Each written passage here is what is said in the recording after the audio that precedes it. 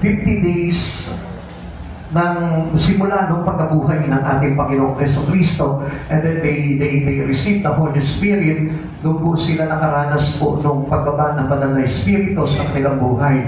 So, yun din po yung kailangan na i-prepare din po natin na although tayo po lahat ay nakakilala na sa Panginoon, ay tayo po ay nakaranas na ng Pentecost. Hindi po lahat, kasi dapat natin maintindihan at maunawaan po itong bagay nito. If we receive already the Holy Spirit on us, may mga pagbabago na, changes na mangyayari na sa buhay natin na hindi na po matatanggal sa atin po yun. At marka na po sa buhay Kristiyano po natin yun. Kaya mapapansin po natin, if we experience Pentecost in our life, in our Christian life, talagang hindi na po tayo matitinag po talaga sa Panginoon. At yun po yung magtutulak sa atin para tayo po ay maging masigla, maging maganap, o maging masaya pagdating sa mga bagay sa Panginoon. Yes! Kaya before anything else, tanungin mo muna yung katabi mo, ikaw ba mayroon ka na bang kagalakan sa Panginoon? Ikaw ba mayroon ka na kagalakan sa Panginoon? Kung halimbawa makikita mo si Jesus ngayon, at makikita mo yung isang maletang pera, saan ka kaya matagpuan o magaganap?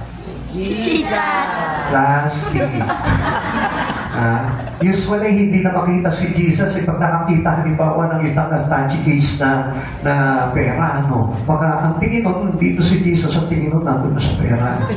Yeah. Kaya yun nga po yung dapat baguhin natin yung sistema ng buhay po natin for us to prepare into the Pentecost. Okay, pag-aralan po natin dito, it's the life of Peter, how Peter, he failed many times, pero ang pinakamaganda po dito, nakabawi po si Peter. Ano? Yun ang pinakamaganda po doon.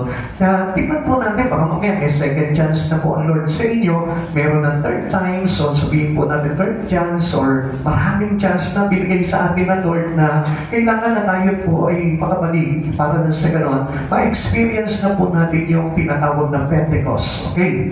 Peter went from the greatest failure to the greatest firebrand. So kung titignan po natin, tayo po lahat as a Christian, nagkakaroon po tayo ng failure.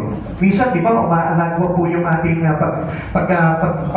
pag-church, yung ating paglilingkod sa Panginoon, sometimes we fail, tumaayaw tayo, umatras tayo, hindi na tayo kung minsan para may gana na tayo po ay maglingkod sa Panginoon. These are all failures of every Christian. Kaya nga, ito po yung bubuhayin sa ating muli ng Panginoon. At makinig po kayo. Baka mayroon pong eksena sa buhay niyo na para nananabig ka, medyo patalikod ka na, paatras ka na, palayo ka na sa Panginoon. Tignan mo mabuti kasi may second calling ulit ang Panginoon sa buhay po natin. Amen? Okay. Deny this Lord 3 times by fire. So kung mapapansin po natin, grabe yung denial po ni Peter na kung saan talagang itinatwa niya talaga si Jesus.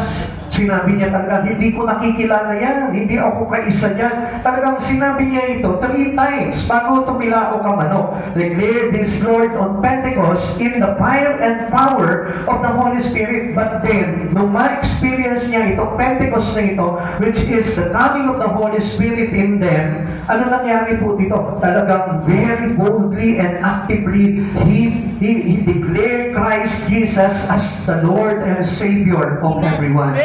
So makita po natin yung malaking pagbabago po dito, no? At yun po yung kailangan na makita rin po sa atin. Likewise, titignan po natin yung buhay po natin. Sometimes, we stick on our failure. Lagi po, parang nananatili na lamang po tayo sa failure natin. Bakit? Kasi hindi na natin napoproklama ang Diyos sa buhay po natin. Hindi na po natin na-i-share sa iba. Hindi na po natin na-ipapakilala si Kristo sa buhay natin. At totally, naiiba na po yung focus natin sa buhay. Amen. Kaya tingnan po natin kung tayo po ba'y makakarating into the Pentecost. Okay. Peter decided to go fishing. Noong times na nag-fail po siya between the days na nawala po si Jesus, di ba kung papasingin po natin, during the resurrection, di ba, after he died, 3 days and he rose again. Nabuhay po siya sa ikatong araw. And then, the 40 days, na hindi nagpakita ito si Jesus, completely 40 days, ito pong si Peter, nagbalik po siya sa dati niyang ginagawa. Amen. Which is yung pangingisda. Kaya, nung papasingin po natin, the first calling of Peter to Jesus was, anong sabi sa kanya ni Jesus? Follow me and I will make you a fisher of men. Amen. He was a fisherman, then he became a fisher of men. So magkaiba po itong bagay nito. Pag sinabing fisherman, you are working for a meat. Ibig sabihin, tayo po ay nagtatrabaho para sa karne, Amen. para sa laman. Then, ang ginawa sa kanya ni Jesus, He converted his job into a fisher of men. So meaning, pag sinabi fisher of men, he fish for a soul. Amen. So ang ibig sabihin po niya, he wins soul na ngayon. So, about this life, parang naging sa espiritu na yung kanyang tinurong ginagawa niya ngayon. So dati, from fisherman to fisher of men. So malaki po yung pagkakaiba po nitong bagay na ito. Kaya titignan din po natin sa sarili po natin dahil every one of us that's called for the first time tinawag tayo ng Panginoon para matutunan po natin lumakad sa espiritu. Amen. Amen. Okay, tignan po natin po na ito. During his failure, he decided to go back into his old life. Noong mga time na yon, kasi parang nawala siya ng pag-asa kasi akala po nila wala na si Jesus, namatay na ng tuluyan at hindi na bumalik po si Jesus. Kaya ang nangyari po dito, parang nawala na po siya ng gana. Parang nawala na siya ng pag-asa dahil dati ang pag-asa niya na kay Jesus and then later on, nung mawala na po si Jesus at hindi nila nakikita si Jesus, nagbalik na naman po yung pag-asa niya sa mundo. Parang yung naging pag-asa niya na naman sa buhay niya, yung sanlibutan na naman. He has often been criticized for his post-resurrection fishing trip. Ang ginagawa niya na lamang po doon, kundi mangisda na lang na mangisda nung wala po si Jesus. Samantalang nung araw, lagi silang kasama ni Jesus, sila po ay naging fisher of men, sila po ay nag-aakay ng mga kaluluwa para ipakilala kay Jesus. Amen. The other decided to go with Him. Our decisions affect others. Tandaan po natin, when they failed and go back into the Word, ang dami pong ma-attract po sa atin. Kaya napakalaki ng influences. If you are a Christian, Christ Jesus and suddenly failed your faith in Christ Jesus, alam niyo po ba na ang daming pwedeng ma-attract sa atin sa mga ganong bagay? Amen. Okay, tingnan po natin sila. Sila yung mga alagad na ni Kristo, but then nangyari pa rin po sa kanila. Yung kumbagay parang nag-fail pa rin sila, nagbabalik pa rin po sila, nag-backslide pa rin po sila, pero then hindi nila napansin na nagbalik na po pala sila into the old pattern ng buhay. Amen. Kaya yun po yung kumbagay parang very conflict talaga sa mga Kristiyano na tayo po ay magbalik dito sa tinatawag na old pattern of life. Tandaan po natin, medyo magpatay po tayo doon dahil sa Christian, we are now a new creation to Christ Jesus. Bago na tayo nilalang. We are already converted into the Spirit of God and more on us na ginagawa natin is about into the Spirit. Yun na po yung kailangan mahayag po sa atin. At kapag tayo po ay napokus na naman muli sa mga bagay sa lipunan, unti-unti po noon na maa-attract na naman po tayo sa mga bagay sa lipunan. Amen. 3 questions from Christ prepared Peter for Pentecost. Ito po yung tatlong tanong ni Jesus na kung saan para maipanumbalik niya po ulit ito po si Peter at mapag-alap niya po ulit ito po si Peter. Alam niyo mga kapatid sa Panginoon, bago ko po impisahan po itong tatlong bagay na ito na tanong ni Jesus kay Peter, gusto ko po na malaman mo na tayo din po, kapag nagpe-fail tayo, ang Diyos pinag-aalap ulit tayo. Amen. Dumarating po sa atin ng Panginoon na encourage ka ulit ng Panginoon para mag-alap ka. Para bumalik muli yung sipag mo pagdating sa mga bagay sa Panginoon. Through the conviction, kaya hindi po tayo basta-basta bibitawan ng Panginoon eh. Kung ang pastor nga, hindi tayo binibitawan. Alam niyo po, masigit pa po ang Panginoon doon. Kaya kung mapapansin po natin, bakit ganito si pastor, hindi ako pinitigilan, bakit ganito, bakit lagi akong ini-encourage.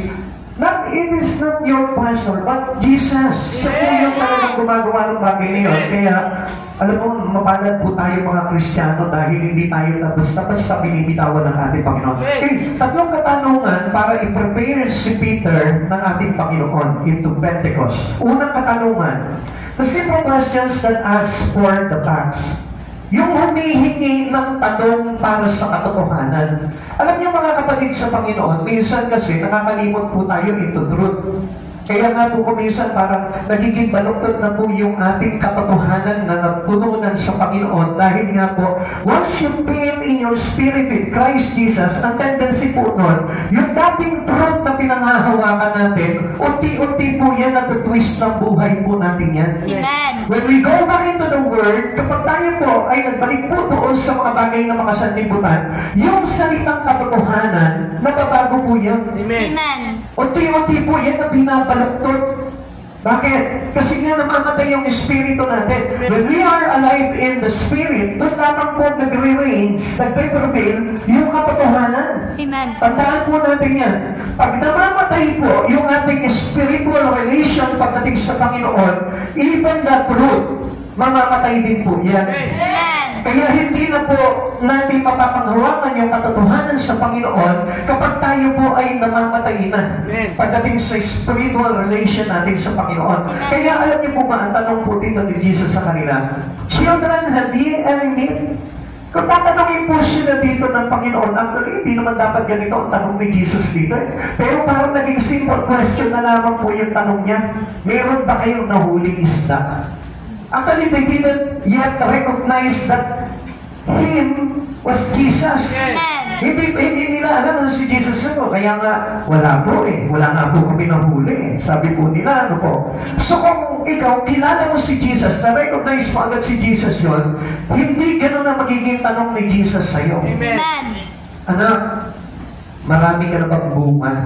Yan. Siguro yung mga tatanong sa'yo ni Jesus, anak, lumago na ba yung ating espiritu? More on the spirit. Kaya nga po dito, pinapakita po ni Jesus dito yung katotohanan sa kanila that they are being returned into their old life. Amen. Nabalik na sila. Kaya ang tanong sa kanila ni Jesus ay makalaman na. Amen. Tinatanong nila, may huli pa kayong isda? Bakit? Ano bang business ni Jesus doon sa mga isda? Actually, hindi naman po kailangan ni Jesus po yung mga isda eh. Pero alam ni Jesus na ito pong mga alagad niya ay nagbalik na naman sa dating pamumuhay po nila. Amen. Kaya ito po yung tanong ng katotohanan ni Jesus sa mga alagad. Sabi niya po sa John chapter 21 verse 5, sinabi niya, mga anak, mayroon pa kayong huli? Wala po, sagot nila. So kung mapapansin po natin, parang mga simple or natural man ang dating po nila, no? Nagtanungan sila about business, nagtanungan sila about worldly things, nagtanungan sila about chismis ng buhay. Parang ganun po yung tanungan nila. Hindi sila nagtanungan, kamusta na yung inyong paglilingkod? Kamusta na yung iyong relasyon sa akin? Kamusta na yung iyong ministry? Hindi na po yung ganun yung tanong eh. Kasi bakit? Hindi na nila maiintindihan si Jesus kapag tinanong sila ng ganon. Why? Because they failed in the spirit already and they go back into the old life, which is the life in the Word. Amen. Nabalik sila doon sa naman. Kaya marami po mga tao hindi nakakaintindi ng katotohanan kapag ka ang buhay mo ay nakalubog sa mga bagay na makasanlibutan po lamang. Amen. Kaya kahit na mag-message palagi sa iyo ang Panginoon, hindi po natin maiintindihan to. Ngayon, ito po mga alagad na ito, listen. Ganito rin po ang kalagayan natin. They are the group of hungry, tired, and discouraged disciple. So, minsan nandun tayo sa ganong kalagayan. Even though tayo, naglilingkod tayo sa Panginoon, pero nakakaranas po tayo na kumbaga parang nabubutom tayo. Saan? Sa mga bagay sa liputan, sa mga bagay na kailangan natin sa araw-araw. And then we are being discouraged as a servant to our God. They had fished all night and caught nothing. Di ba kung minsan ganyan tayo, no? Minsan tayo po ay affected kapag walang kita. Amen po ba? Amen. Tama po ba yun? Amen. Many Christians, dumarating po sa ganitong issue ng buhay. Tatrabaho tayo, tapos pag walang kita, we are sometimes discouraged. Amen. Tama po ba yun? Amen. Yung iba ayaw umamin, na parang discouragement po sa kanila kapag halimbawa, walang kita, walang benta, walang ganito, di ba? Parang ganun po yung nagiging kalagayan natin. And we feel exhaustible, na parang nauubos tayo, parang walang pag-asa sa buhay. Bakit nga? Kasi nga nabalik na po ulit yung focus natin into the worldly things. Then kung mapapansin po natin, kapag ang buhay buhay po natin sa Panginoon, hindi nyo napapansin, kahit walang pera, masaya ka. Kasi alam mo, God is more than enough. Alam mo na, ang Diyos sapat na sa buhay po natin. Many of us are like them, defeated and exhausted.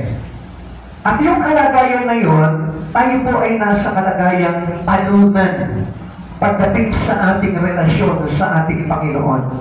When we failed our faith in Christ Jesus, we are absolutely defeated. Kaya po tayo na-exhaust dahil tayo po ay wala doon sa covering ng ating Panginoon. Amen.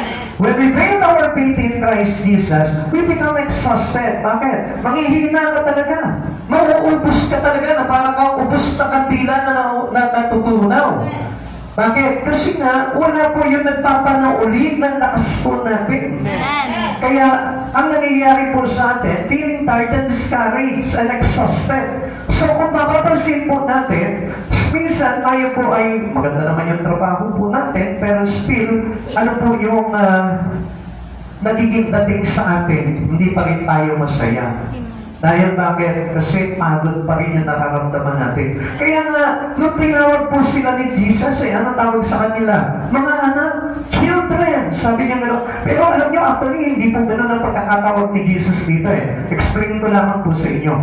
Into the Greek, tinawag po ito na paidia. Pag sinabing paidia, it is literally refers to the children. At alam niyo po ba ang ibig sabihin nito? It is some kinds of figure of speech. One can imagine as a modern person calling out. Yung para baga, halimbawa, sa atin halimbawa tinawag ko po yung kaibigan ko, pare. Oy, ano ba yung mga tawag natin? Oy, bes. Yung mga ganong tawag.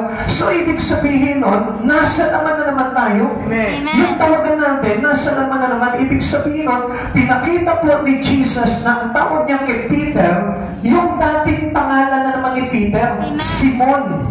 Amen? Amen. Kaya ngayon, tanong niya rin po dito, makalaman din po. Kaya ang tanong niya po dito, have you any meat? Have you caught any fish? Sabi po dito, ano po? Now, kung titignan po natin dito, hindi naman po talaga yun ang itatanong sa atin na Lord pag nakita niya po tayo When we encounter Christ Jesus, tatanungin niya sa atin, how is your spirit? How is your relations to me? Yun ang itatanong ni Jesus po sa atin. Amen. Hindi niya tatanungin, kamusta naman yung kabuhayan mo? Kamusta naman yung business mo? Kamusta yung tindahan mo? Kamusta yung negosyo mo? Hindi yan ang titignan sa atin ang tatanungin ng Lord. Kamusta yung mga ari-arian mo? Hindi yan ang tatanungin ni Lord sa atin. Kamusta yung savings?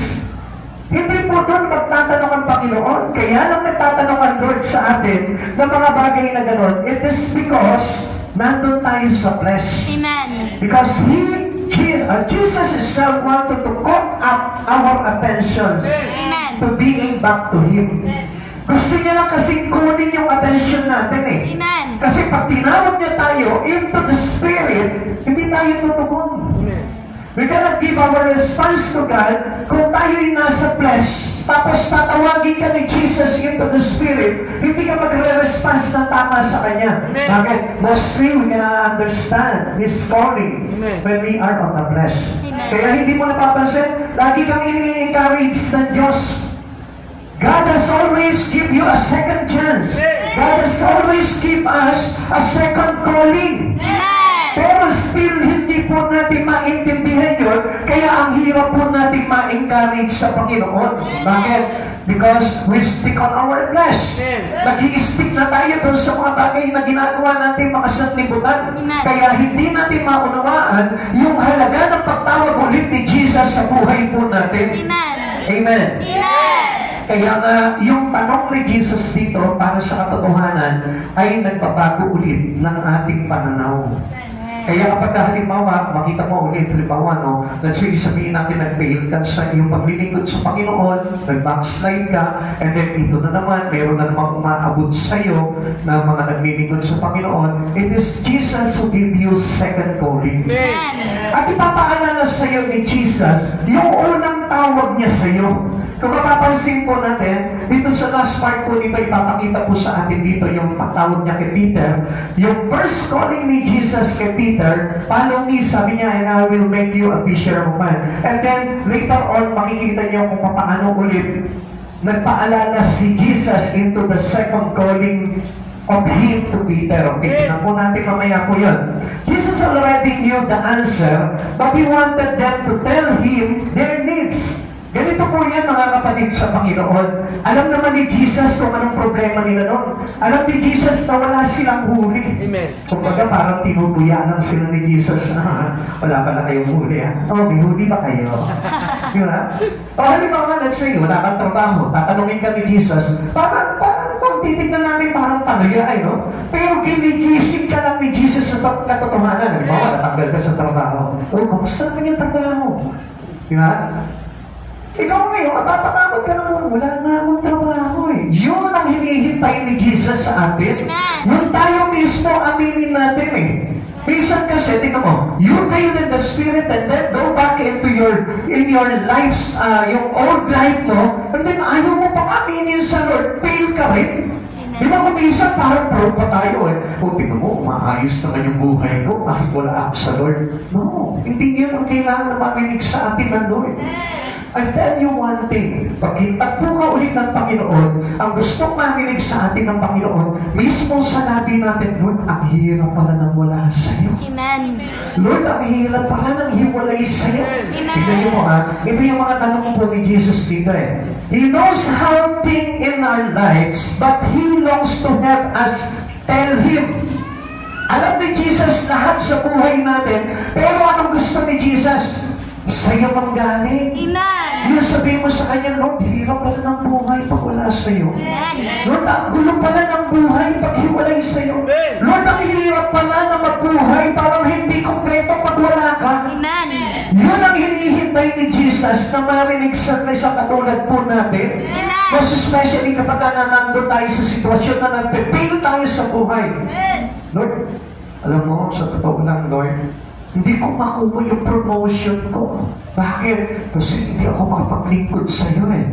Yung katotohanan na yun ang hinihintay na sagot mo sa Panginoon. Amen. This is a questions for the truth. Searching for a true path ng buhay po natin. Amen. Before He can save, we must admit that we are lost. Bago ka iligtas ng Lord, kailangan sabihin mo muna sa Kanya, Lord, I am lost.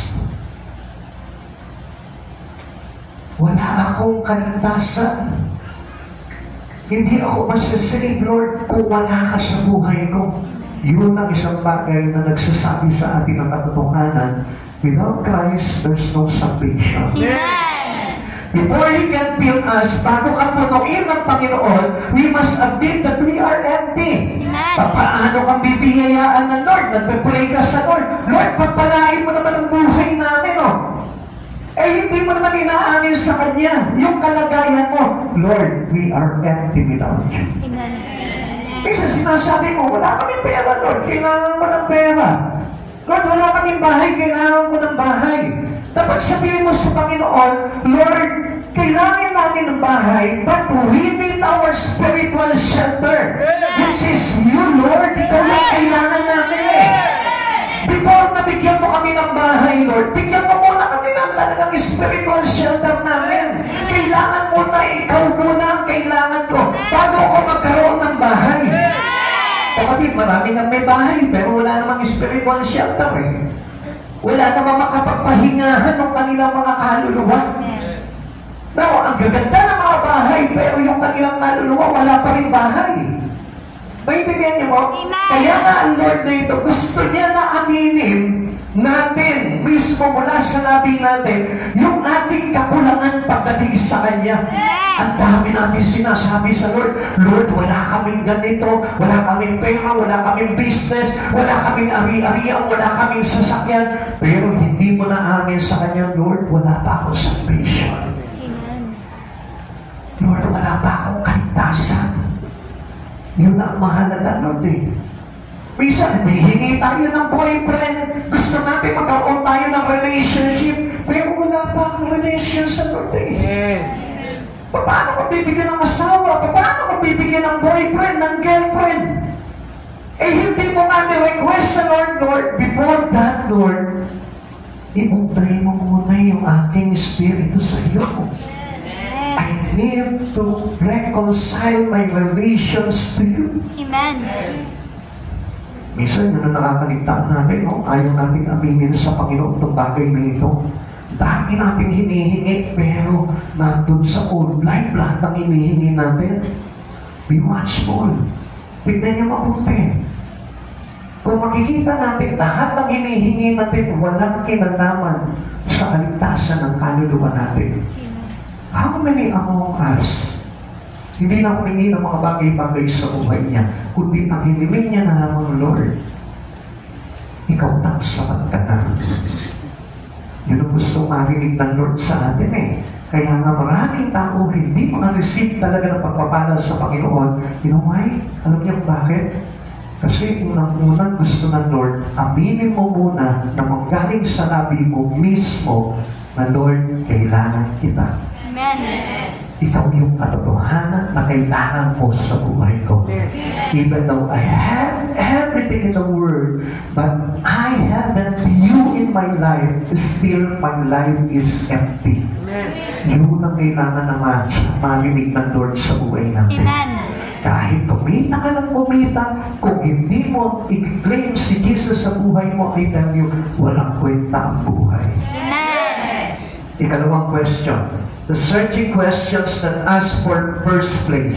Yan. Yung tanong dito na naghahanap si Jesus ng una sa buhay mo. Yan. Natanong ka ba na Jesus dito? Natanong na po ba tayo ng ating Panginoon po dito? Marahil natanong ka na ng Lord dito eh. Sa kabila po ng ating kaabalahan sa buhay, malamang kung tinanong ka na ng Lord, anak, ako pa ba una sa iyo? Ako pa ba yung mahal mo?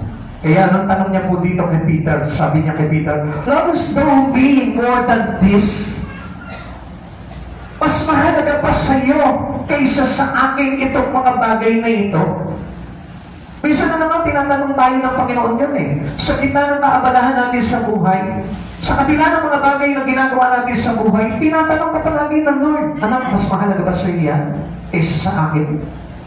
Kung ano yung mga bagay na parang napopokus natin yung ating buhay, yun yung nagiging mahalaga sa atin. Na kung minsan hindi mo nakikita, kinukunti ka ng Lord, tinatanong ka ng Lord, tinatanong niya sa iyo, anak, mas mahal mo ba ako kaysa sa mga bagay na ito? Tinatanong ka ng Panginoon. At malinig po na ilang beses tayong tinatanong ng Diyos sa mga ganyang bagay. Like He asked Peter about this. He asked this of Peter, the one who thought that he had lost his usefulness. Nung mga time na yun, parang sabi ni Peter, wala na, hopeless na ako, wala na pag-asa. Wala na akong paggamit, wala na si Jesus eh. Parang gano'n po yung nangyari sa kanya. Kaya ang masama po dito kay Peter, they go back into his old life. Amen. They go back into his old business. Amen. Nagbalik na naman po siya sa pangingisda. Nakalimutan niyang ipagpatuloy pa rin yung journey ng pagkatawag sa kanya ng ating Panginoong Jesucristo. Even though we cannot sing God in our life, our journey in the Spirit will be continually. Amen. Kailangan nagpapatuloy. Kahit wala nakakakita sa iyo, kahit nato ka lang sa pribadong buhay mo, kailangan nagpapatuloy yung iyong spiritual journey. Hindi ba kapag halimbawa nasa bahay ka na, nakalimutan mo na ang Diyos sa buhay mo, parang wala na ang Diyos sa buhay mo, parang wala ka ng tungkulin sa ating Panginoong Jesucristo. Kaya dumarating yung pagkakataon na Diyos nagtatanong sa iyo, anak, mas mahalaga pa ba sa iyo itong mga bagay nito kaysa sa akin? Kasi mga kapatid sa Panginoon, many of us are getting busy daily in our life. Amen. We are too much busy. Kaya nga kung mapapansin po natin, a little time that we are having in God, ang liit lamang, kukunti lamang. Kaya doon sa pagkakataon na yun, tinatanong ka ng Panginoon. Through His Word, through His preaching, tinatanong ka ng Panginoon, anak, masigit pa ba sa'yo itong bagay na ito kaysa sa akin? Anak, masigit pa ba ako sa'yo kaysa sa mga bagay na ito? Just keep on asking every one of us. Amen. Tinatanong niya tayo, kaya lang hindi natin talaga maibigay yung response natin sa Panginoon. Amen. Knowing na wala tayong time para sa Lord. Obviously, yun po yung nagiging problema natin. Okay, tingnan po natin, sabi sa John chapter 21:15. Pagkakain nila, tinanong ni Jesus si Simon Pedro, Simon, anak ni Juan. He said, the old name of Peter is Simon. Simon. Okay. Simon, anak ni Juan, iniibig mo ba ako ng higit sa mga ito? Opo, Panginoon, alam ninyong mahal ko kayo, tugod niya. Sinabi sa kanya ni Jesus, kung gayon, pakainin mo ang aming mga batang tupa. Ano po ba yung pinapakita ko dito? If you love God, you continually serving God. Amen. Hindi ka titigil. Amen. Whatever situations you have in your life, listen mga kapatid sa Panginoon, kahit anong pagdaanan mo sa buhay mo, hindi ka titigil sa paglilingkod mo sa Panginoon. If you really and truthfully na mahal mo talaga ang Diyos sa buhay mo, kung talagang iniibig mo ang Diyos sa buhay mo, hindi ka titigil ng kakalingkod mo sa Panginoon. Kaya yung time na tayo po ay nawawalan po ng gana pagdating sa Panginoon, darating agad yung question ng Lord dyan eh. Anak, mahal mo ba ako? Kaya pag sumagot ka ako, naman, mahal ko pa naman kayo, Panginoon, kahit saan ako mapunta, mahal ko kayo, hindi ko kayo makakalimutan. Anong susunod na isasagot sa'yo ni Jesus? Paglingkuran mo ako. Pakanin mo ang ating mga batang tupa. What does it mean? Serve me with all your heart. Amen. Kapatid, wala nang mahal sa Panginoon na hindi naglingkod sa Kanya. Gusto ko po na malaman niyo pong lahat po ito. At hindi po sapat na tayo po ay ganito na lamang po. Kundi ang kailangan po talaga natin, if you love God in your life, serve Him. Amen. Sa abot ng iyong mga kaya, paglingkuran mo palagi ang Panginoon. At hindi lamang po ang paglilingkod sa Panginoon sa isang pagkakataon lamang, kundi sa buong buhay mo. Amen. Okay, titignan pa po natin yan, no? Kaya nga, sabi po ni Jesus sa kanya, kung mahal mo ako, paglingkuran mo ako. He called Peter by his old name. Sabi ko nga po sa inyo, di ba? Simon ang tinawag niya. Bakit? Kasi he's out of Christ again. Nawala na naman siya kay Kristo eh. Nagbalik na naman po siya sa dating buhay niya na kung saan pinakita niya dito, Peter, nasa naman ka na naman eh, Simon. Amen? Amen. Kaya nga kapag halimbawa, makikita mo kung paano ka tinatawag ng mundo, ibig sabihin niya, tinatawag ka na naman sa dating pangalan mo. Amen.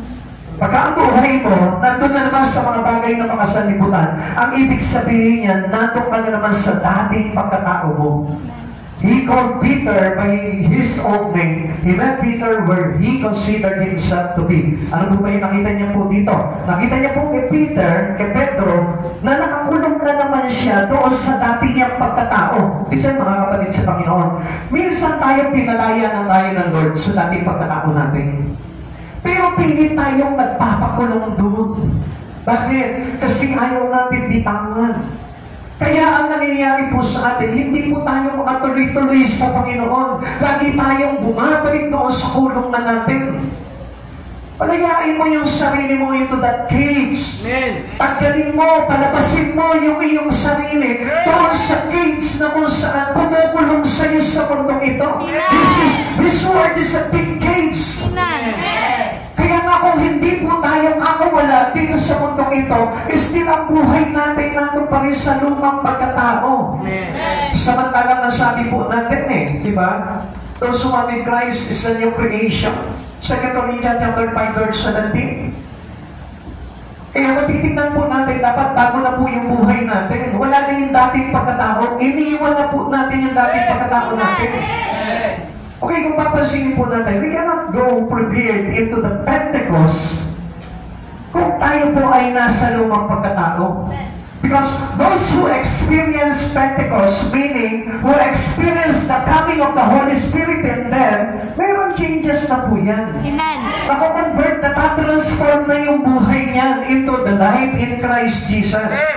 Kaya lang dahil nga po tayo, hindi tayo makawala doon sa pagkakagapos natin, sa pagkakakulong natin sa mga bagay sa libutan. Kaya hindi tayo magkaroon ng tawag, yung tinatawag na experiencing Pentecost. Experiencing the coming of the Holy Spirit. Amen. Eh, hindi niyo napapansin mga kapatid sa Panginoon.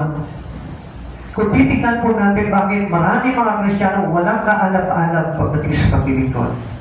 Bakit maraming Kristiyano para pagdating sa Panginoon parang matamlay. Walang sigla. Walang lakas. There's no courage. Bakit po nawawala po yung mga bagay na yun? Because we doesn't yet experience the coming of the Holy Spirit. Marami nagsasabi na sa atin ng Holy Spirit, pero hindi siya makalaya doon sa mga bagay na tanging kalaas sa kanya ng mundong ito. Okay, knowingly. Kaya tayo tinatawag ng Panginoon into our old name. It is really because we are on the gates of this world. Amen. Nandun tayo sa lumang pagkatao. At alam niyo po ba mahalaga na mapalitan yung pangalan natin?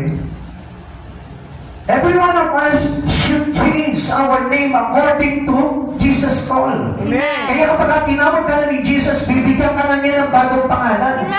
Amen. Bakit po ba mahalaga yun? Kasi ang sabi po ng Pahayag, chapter 3, verse 5, ang magtatagumpay ay dadamitan ng puti at hindi ko kailanman buburahin sa aklat ng buhay ang kanyang pangalan. Kikilalanin ko siya sa harap ng aking Ama at ng kanyang mga anghel.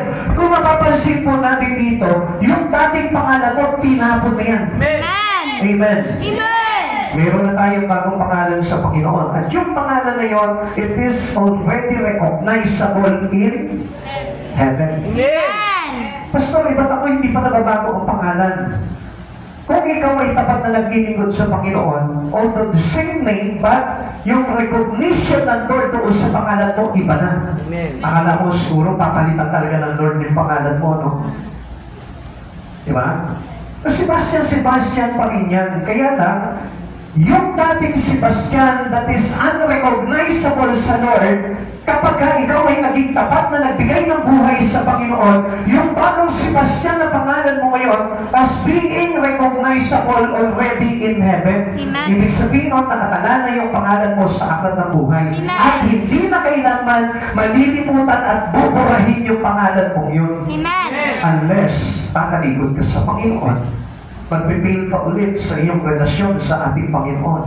Kaya lagi natin tatandaan, mahalaga po talaga yung ating constant staying with our God. Amen. Yung ating pananatili sa ating Panginoon ay napakahalaga nun. Kaya lagi po natin inuulit, sino man manatiling tapat hanggang wakas ay maliligtas. Kaya nga kahit suffer po tayo in whatever situations in our life, kailangan still tayo po ay nananatili sa Panginoon. Hindi po yung sulong po tayo pagdating sa paglilingkod sa Panginoon. Even in our churching, hindi po pwede yung simba ka ngayon, bukas hindi, simba ka ngayon, bukas hindi. Malilimutan ang pangalan mo, kapatid, sa Panginoon. Amen. Kaya nga po tayo meron church attendance napakahalaga po niyan. And that is not issue to every Christian whose name was written already in the book of life. Amen. Kapag ang pangalan mo ay nakatala na po sa aklat ng buhay, hindi na po issue sa atin yung pag-church. Hindi na issue sa atin yung pag-aakay. Hindi na issue sa atin yung mga bagay-bagay na ginagawa natin sa Panginoon. Why? Because we experience in Pentecost. Na-experience na natin yung babaan po tayo ng banal na Espiritu Santo. He asked Peter if he loved him more than the things around him. Ganun din po tayo. Kung si Pedro, tinanong niya dito, every one of us. Tinatanong din tayo ng Panginoon. Tinatanong ng Panginoon, halimbawa, mas mahal ka ba sa iyo? Pedro, yung mga bagay na nakapaligid sa iyo, ikaw tatanungin ka ngayon sa Panginoon. Hindi darating sa iyo ang mensahe na ito kung hindi ka tinatanong ng Lord. Marami po tayo, kung bagay parang nakabalata kayo sa mga magagandang bagay na nakapaligid po sa buhay po natin. Ang tanong sa iyo ng Panginoon, Pedro, mas mahalaga pa ba sa iyo, mas iniibig mo pa ba yung mga bagay sa paligid mo kaysa sa akin? Ano po ba ito mga tinanong na ito kay Pedro? Unang tinanong niya, you love me more than the sea? Mas mahalaga pa ba sa iyo itong dagat na ito? Which is God create the sea. Amen. Do you love me more than your dog? Mas mahalaga pa ba sa iyo itong pagkamong ito? Do you love me more than this net, which used to mean so much to you? Mas mahalaga pa ba sa iyo yung trabaho mo? Na nagbibigay sa iyo ng lahat ng kailangan mo? Tinatanong rin tayo ng Panginoon po niya. Di ba kung minsan hindi natin mabitawan yung ating mga fishing net, ano? Dahil sa pagkaakala natin na ito yung pag-asa natin. Pero dumating sa sitwasyon na si Peter, walang mahuli. At darating din po tayo sa sitwasyon na ngayon na kapag hindi natin kayang bitiwan yung ating mga pinagkakakitaan, mas higit natin inibig isa sa Panginoon, darating din yung pagkakataon na wala ka mahuhuling isda. Your net will be empty. Amen. At kailanganin mo talaga yung calling ng Lord sa buhay mo para punuin ulit ng Diyos yung fishing net mo. Amen. Kapatid, dapat maintindihan natin itong bagay na ito.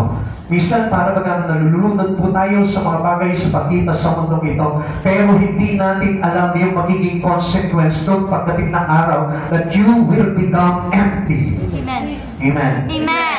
If you build your life with the things on the earth, with the things in this world, I tell you someday you are empty. Amen. But if you build your life with the things in Christ Jesus, soon you will be filled with the things in eternally. Amen. Kaya nga tandaan mo mga kapatid sa Panginoon, mayroon po palaging consequence yung mga bagay na ginagawa natin. May bunga po palagi yan, and what we sow is what we reap. Do you love me more than this fish? Mas mahal ka pa ba? Itong mga isda na ito kaysa sa akin, tatanungin ka ng Panginoon doon, mas mahal ka pa ba sa iyo yung pera mo kaysa sa akin? Do you love me more than this friend? Mas mahal ka pa ba yung mga barkada mo? Na hindi mo maiiwan-iwan. Pag inaya ka nila doon, sasama ka. Pag inaya mo naman sila dito, hindi mo sila masama. Mas mahalaga pa ba sila? Pag ikaw inayaya nila, hindi ka tumatanggi. Pero pag sila inaya mo, papunta kay Christ, tumatanggi. Mas mahalaga pa ba sila? Jesus always keep on refreshing us, our spirit. Nire-refresh niya palagi. Amen. Why Jesus always come? He's calling into us because He wanted us, our spirit, to be refreshed. Amen. Gusto niya na i-refresh mo niya sa isipan mo, o yan na ito. Gusto mo malaman mo, walang ibang mahalaga kundi ako. Amen. Sapagkat sa huli ng buhay mo sa aking kapangitalaan, Amen. always keep on remember that I am the door of life. Amen. Ako yung pintuan ng buhay Amen. na maliban na pumapunta sa akin kung kita pagbubuksan. Kaya nga sabi ng Lord na, the door will be open. Amen. Amen. Kaya nga kapag hindi ka makatok sa pintuan ng Panginoon, iba yung kinakatok mong pintuan, iba ang magbubukas sa iyo, at iba yung makakasukan mo. At higit sa Panginoon, there is only one door that we need to knock on. It is the door of Christ. Amen. Kung gusto mo talaga ng kaligtasan, huwag mong katokin lahat ng mga opportunity na binibigay sa iyo ng mundo, kundi katokin mo yung iisang opportunity na ang nagbibigay sa iyo walang iba kundi si Yesu Cristo. Ang dami natin gusto katokin sa buhay natin eh. Pero ang hindi natin alam, pag lahat yung nagbukas sa atin, mawawala ka kay Yesu Cristo. Amen. Nagbukas sa iyo yung opportunity ng pagkita, nagbukas sa iyo yung opportunity ng mga property sa mundong ito, nagbukas sa iyo yung opportunity ng mga bagay na pangarap mo. Binuksan mo lahat yun, kinatok mo lahat yun, nagbukas lahat sa iyo. Pero, yung nag-iisang opportunity door na dapat mong akuhin at magbukas sa iyo, yun ang hindi natin nakatok. Kapatid sa Panginoon, always remember that God is the very important things in our life. Amen. Above all things in you. Higit pa sa lahat ng mga bagay sa buhay po natin. This question as 3 times corresponded to Peter's 3 denials of Christ. Tingnan nyo ha. Nagtanong si Jesus 3 beses kay Pedro. Sabi niya, Pedro, iniibig mo ba ako? Simon, iniibig mo ba ako? Opo, iniibig ko kayo. Pakainin mo ang aking mga lupa. Ang aking mga batang lupa. Iniibig mo ba ako? Opo, iniibig ko po kayo. And the 3rd times, opo, iniibig ko po kayo. Kaya ano po sabi po ni Jesus sa kanya? Bakit 3 beses siya tinanong? Because 3 times he denied Jesus. Amen. Tayo kaya ilang beses mo nang dininay si Jesus sa buhay mo. It is more than 3, more than 10, more than 100 times you deny Jesus. Amen. Yung hindi lang natin mapagbigyan ng Diyos sa buhay po natin, we deny God in our life. Amen. At yung pagkakataon na yun, kung dinay mo ang Lord, kasunod doon yung tanong ng Lord sa iyo, iniibig mo ba ako? Yung tinanggihan mo siya sa gawain niya, tinatanong ka ng Lord, iniibig mo ba talaga ako? Pero kung makapansin po natin, lagi mong isinasagot, oo naman Lord, mahal kita Lord, hindi kita malilimutan sa buhay ko. Pero ano sabi ng Lord? Maglingkod ka sa akin. Sumunod ka sa akin. Kaya nga kung mapapansin po natin, marami po mga Kristiyano ngayon, iniibig ang Diyos, pero patuloy nilang dinidinay ang Lord. In what way? Paano nila dinidinay ang Lord? Kapag mayroong mga open door opportunity ang Lord sa buhay mo na hindi mo pinapaunlakan, that is denial to God. Amen. Alam niyo mga kapatid sa Panginoon, yung pag-church lang po natin, kapag hindi po natin talaga ganap na pinapaunlakan ng Panginoon, we deny God. Amen. Kaya nga si Peter, di ba, simple lang, tinanong lang po siya ng katulong na babae, ang sabi po doon sa kanya, di ba may kaisa ka doon sa tao na yun? Hindi ko po kilala yan. Ikatulong lang naman yan eh. Hindi naman mga opisyal ito, yung nagtanong sa kanya eh, do you read the Bible? Amen. Di mo po napansin po yun. Buti sana ko ang nagtanong sa kanya, no? Yung pong nagbubugbog. O kay Jesus, hindi yun ang bubugbog at nagtanong sa kanya, hindi kawal. Amen. Ang nakasulat po doon, it is a maiden. Katulong. Amen. Amen. So kung mapapansin natin, bakit siya nag-deny? Kaya nga kung titignan natin, simple things of denial to God is cost us. Ano po yung nadudulot dito? Yung kawalan natin ng pag-ibig sa Diyos. Kung bakit po nawawala yung pag-ibig natin sa Panginoon? Because we keep on denying. Dinidinay natin palagi sa maraming pagkakataon ng Panginoon sa buhay natin. Kaya nga, ingatan po natin. Let us avoid denying God in your life. Huwag na huwag po natin papabayaan po yung bagay. Tingnan natin, the many denials of you to Christ is many times He asks you if you love Him.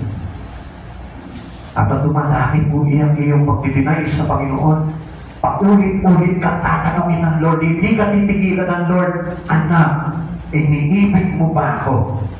And what is not the proof? The proof, leadership. Kapag pinakita mo talaga na mahal mo siya, anong gagawin mo? Leadership. Pakainin mo yung kanyang mga tupa. Maglingkod ka kay Jesus. Yun yung pagpapakita ng pag-ibig natin sa Panginoon. Amen. Come on, kapatid sa Panginoon, huwag kayong mabulagan sa mga bagay na ginagawa po natin. Sapagkat hindi po tayo talaga totoo umiibig sa Panginoon kung hindi po tayo sumusunod sa mga kautusan niya.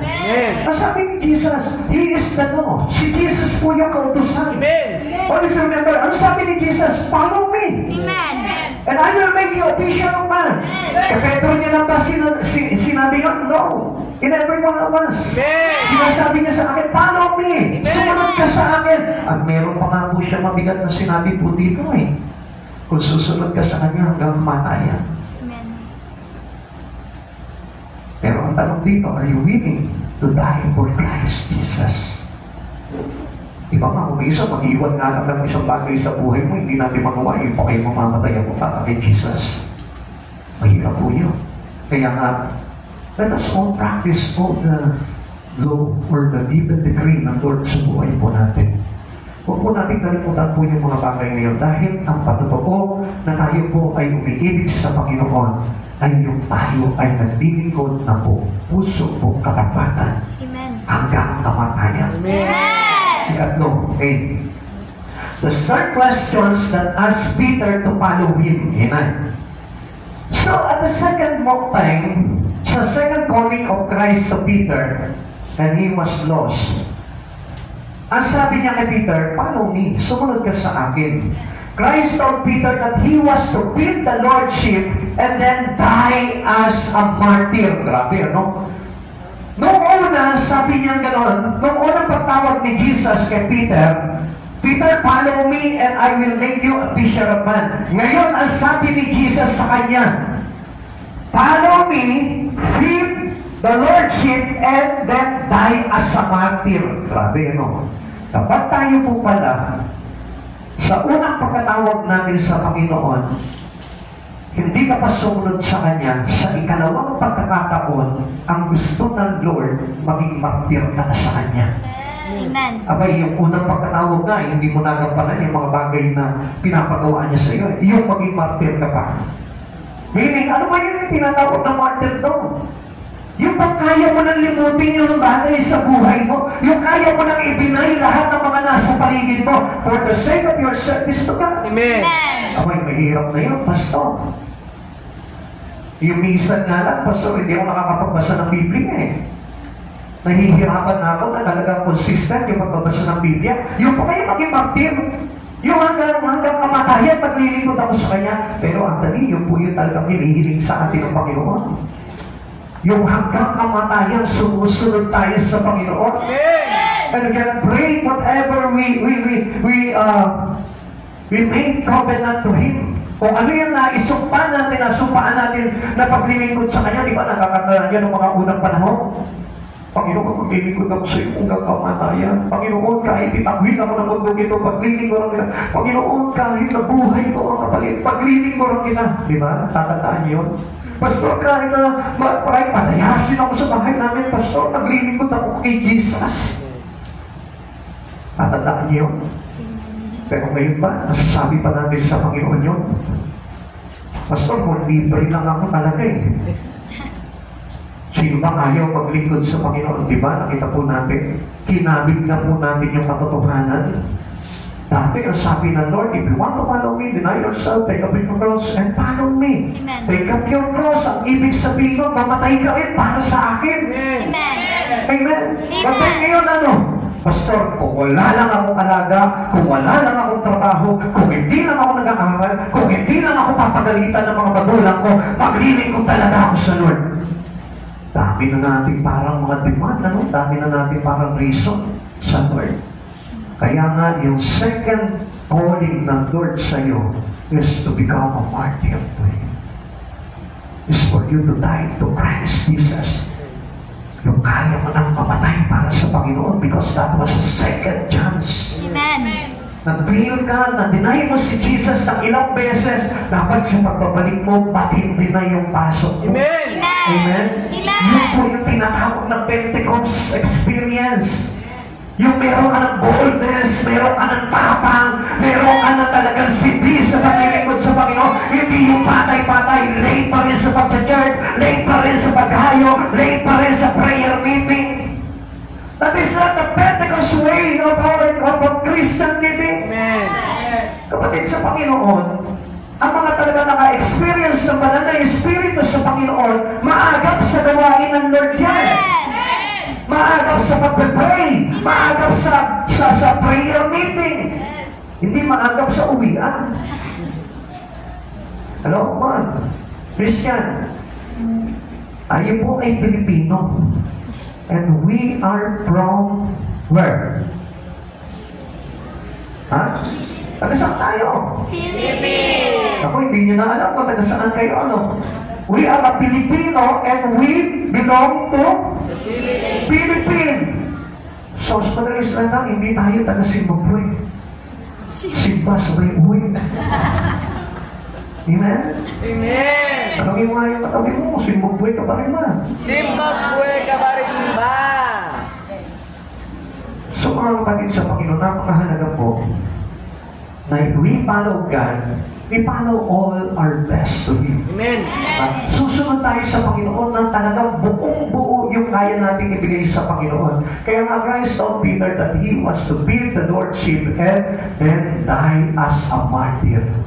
Tanungin mo nga yung katabi mo, kaya mo bang mamatay kay Kristo? Kaya mo bang mamatay kay Kristo? Depende. Sabihin ng iba, depende. Kung wala lang akong trabaho, kung wala lang akong maliit, kung wala lang akong inaalaga ang anak, pati walang reason. Pagdating po sa paglilingkod sa Panginoon, sabi po dito, follow me, Peter had heard that call before and responded to him. Nung una, nung tinawag siya ni Jesus, nung pangalan ng second calling ni Jesus sa kanya, nung pagtawag sa kanya ni Jesus, hindi niya pa na-recognize si Jesus eh. Kaya nga, alam mo mga kapatid sa Panginoon, mostly ganito po yan sa Kristiyano. Nung una pagkatawag sa iyo, na-recognize mo ba siya? Tumugod ka pa sa kanya. Pero yung second calling niya sa iyo, ang hirap na mag-respond sa Lord eh. Ang hirap na tumugod sa Panginoon eh. Kung minsan hindi na natin ma-recognize yung tinig ng Lord sa atin na nagsasabi, follow me. Come on, follow me. Sumunod ka sa akin. Hindi na natin naririnig yun eh. Bakit? Because of our worldly congestion. Wala eh. Masyadong ang gulo na ng isipan natin sa pag-agis sa mundo eh. Babad na tayo doon eh. Kaya congested na yung isipan natin. At hindi na natin marinig yung panawagan ng Lord. Hindi na natin ma-recognize yung tinig ng Panginoon na nagsasabi po, the second time, follow me.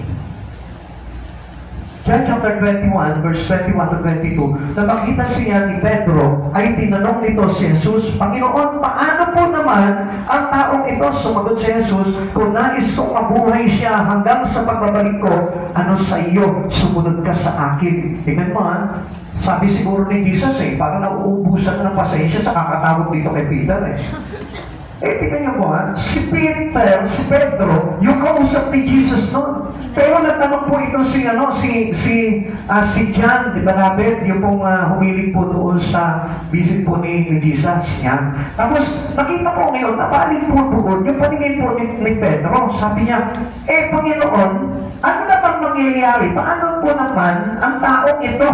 Ang sabi parang sa pagkasagot po sa kanya ni Jesus, ano naman sa'yo? Pumuhay ko siya hanggang sa pagbabalik ko. Ano pakialam mo doon? Sumunod ka sa akin. Amen. Parang sinasabi niya sa iyo, bakit ka tulong na tulong sa iba? Bakit sinasabi mo, ba't siya okay lang? Ba't siya okay lang? Ba't siya okay lang? Ikaw yung kausap ni Jesus Ikaw yung sinasabi niya, sumunod ka sa akin at mamatay ka sa akin.